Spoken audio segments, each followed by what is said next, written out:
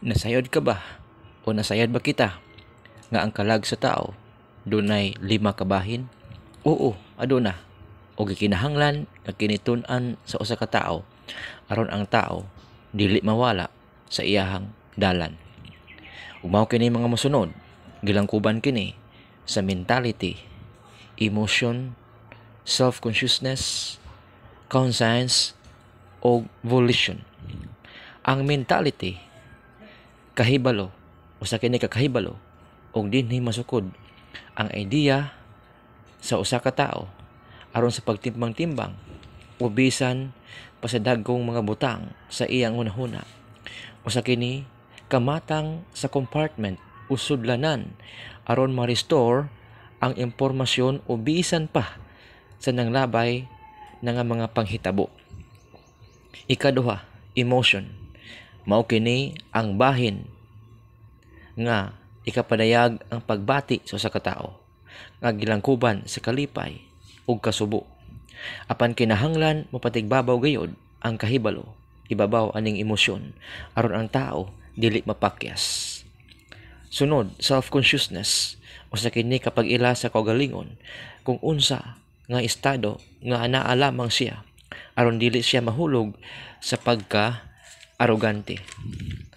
Ang ikaapat, conscience or konsensya.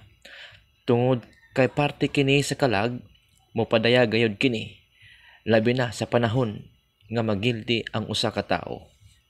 Og ang katapusan mao kining volition.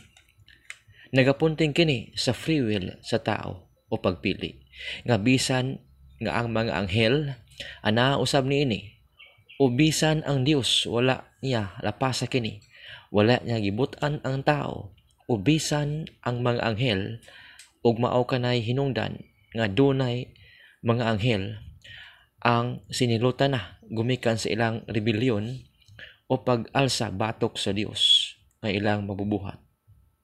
Nga makita diha sa Revelation 12 o pinadayag 12:4. Kining mao matang sa compartment. Kining katapusan nga mao ang volition. Dugang patungod niini, magbantay ang tao kay kun mali ang pagpili, makalaglag gyud kini kaniya.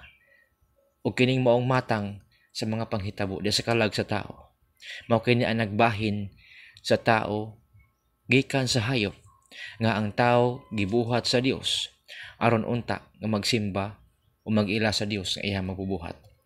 Gibuhatan sa Dios og kalag ang tao aron siya mo appreciate o modawat sa mga pagpadayag nga ikapaabot kaniya sa Dios. Ug ang kalag sa tao kun kini mawala na sa kinabuhi sa tao, moabot gayod ang physical nga kamatayon. Og karon nasayran mo na